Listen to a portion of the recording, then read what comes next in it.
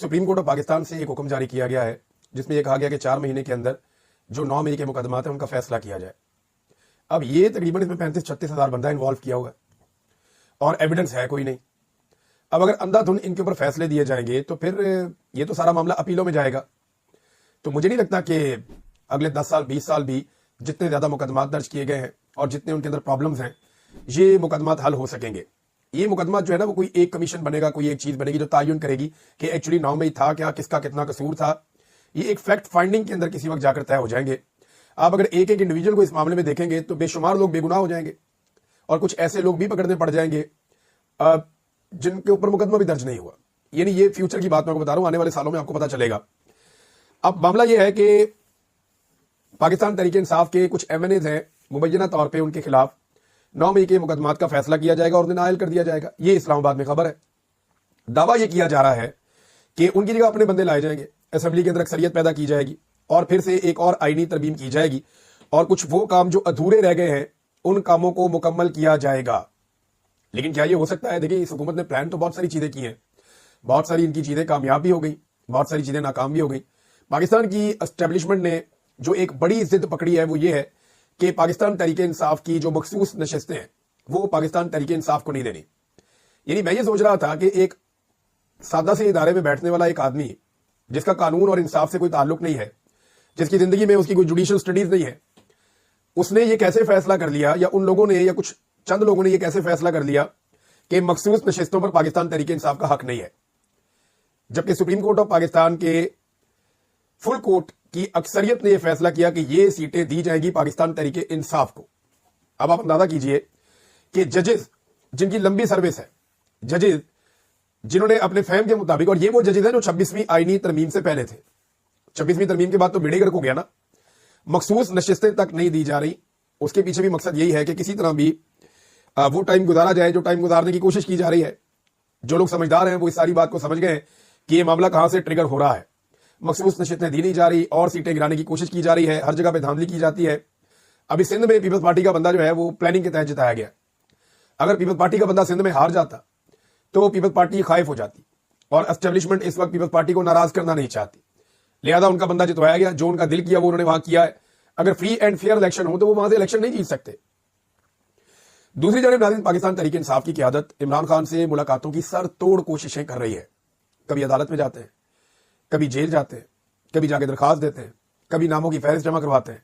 अभी एक और लिस्ट जमा करवाई है और इसमें उमर अयूब साहब इस्लामाबाद हाई कोर्ट भी गए और वहां जाके उन्होंने एक स्टेटमेंट दिया। ये बड़ा इंटरेस्टिंग स्टेटमेंट है, स्टेटमेंट मैं आपके सामने रखता हूं उमर अयूब साहब का। और उन्होंने कहा, जब हम फैसला लेकर जाते हैं ना, जब अडियाला जेल में, यानी इस्लामाबाद हाई कोर्ट के 3 रुकनी बेंच का ऑर्डर जब हम पुलिस को दिखाते हैं तो वो कहते हैं कि हम कोई ऑर्डर नहीं मानते, हम ऑर्डर मानते हैं तो स्टाफ कॉलेज फेल कर्नल का, ये इंटेलिजेंस एजेंसी का कर्नल है जो बैठा है जेल के अंदर, ये उन्होंने कहा, जो अडियाला जेल में इंटेलिजेंस का है बंदा, अब हम उसका ऑर्डर मानते हैं, हम अदालत का ऑर्डर नहीं मानते। ये जो पुलिस है वो इन्हें बताती है, उमर अयूब साहब ने कहा। फिर उमर अयूब साहब ने चैलेंज किया, जनाब ये बात मीडिया चला नहीं सकेगा। मैं आपको चैलेंज करता हूं कि आप ये बात मीडिया पे नहीं चला सकेंगे। तो इसीलिए लोग अब मीडिया पे भरोसा ही नहीं करते, क्योंकि वो सारा मौकिफ नहीं दे सकता, तो लोग अब भरोसा करते हैं सोशल मीडिया पे, जहां पे ये सारी चीजें सबूतों के साथ आ जाती हैं। बहरहाल इमरान खान साहब के साथ ही सरतोड़ कोशिशें कर रहे हैं कि इमरान खान साहब से उनकी मुलाकात हो। अब जो नाम दिए गए उनमें सलमान अकरम राजा साहब, नियाजुल्लाह नियाजी साहब, समीर खोसा साहब, फैसल मलिक साहब, नईम हैदर पंजूता साहब और जहीर अब्बास साहब। 3 लोगों के बारे में तो मैं जानता हूं ये किसी सूरत मिलने नहीं दिया जाएगा, अगर तो पॉलिसी वही चल रही है तो। बहरहाल देखते हैं, क्योंकि अदालत की तरफ से तो कोई इंसाफ मिल नहीं रहा और तहरीक इंसाफ अपने तमाम दरवाजे खटखटा रही है। आखिरी रास्ता यह है कि लोग सड़कों पर आ जाए। इमरान खान की फैमिली जो है ना वो ज्यादा बेहतर अंदाज में प्रोटेस्ट कर रही है। हम ये देख रहे हैं कि वो जाते हैं, उन्हें नहीं मिलने दिया जाता, वहां धरना देते हैं, पुलिस उन्हें गिरफ्तार कर लेती है, फिर वीराने में छोड़ के आ जाती है। लेकिन पाकिस्तान तहरीक इंसाफ की क़यादत ऐसा नहीं करती। वो धरना वरना नहीं देते, वहां पे बैठते नहीं है, बल्कि वो फिर वापस चले जाते हैं। अपनी अपनी स्ट्रेटेजी है। तो फैमिली भी कोशिश करेगी इमरान खान साहब से मिलने के लिए कल। अब ये मुलाकात होती है या नहीं होती ये एक अलग बात है, लेकिन साहबजादा हामिद रजा साहब ने एक बड़ा दावा किया है और एक बड़ा सवाल उठाया है। ये दोनों मैं आपके सामने रख देता हूं। उन्होंने कहा कि इमरान खान से डील के लिए तरले और मिन्नतें की जा रही हैं। यानी इमरान खान से डील मांग रहे हैं और डील के लिए तरले किए जा रहे हैं, मिन्नतें की जा रही हैं, लेकिन इमरान खान मान नहीं रहा। अगर इमरान खान ने मुझे इजाजत दी तो फिर मैं बताऊंगा कि किस किस ने जेल में जाकर इमरान खान साहब के तरले और मिन्नतें किए हैं। ये साहबजादा हामिद रजा साहब ने कहा। एक और बात उन्होंने कही, और ये मिलिट्री एस्टेब्लिशमेंट के बारे में उन्होंने बात कही कि हमें तो बताया था कि हमारे मिसाइल की रेंज तेल उल बैब है, ये इसराइल का शहर है वहां पे तेल उल बैब, और हमें तो बताया गया था कि हमारे मिसाइल की रेंज वहां तक है और हमारे जहाज इतनी देर में इसराइल पहुंच सकते हैं। तो क्या आज हमारे मिसाइल की बैटरी एक्सपायर हो गई है या लॉन्चिंग पैड खराब हो गए हैं? ये क्योंकि देखिए पाकिस्तान की एस्टेब्लिशमेंट ने पाकिस्तानियों को बड़े लंबे अरसे तक चूना लगाया कि हम कश्मीर आजाद करवाएंगे, आप बेफिक्र हो जाएं, कोई मसला नहीं है, कारगिल आजाद करवा लेंगे, कश्मीर आजाद करवा लेंगे।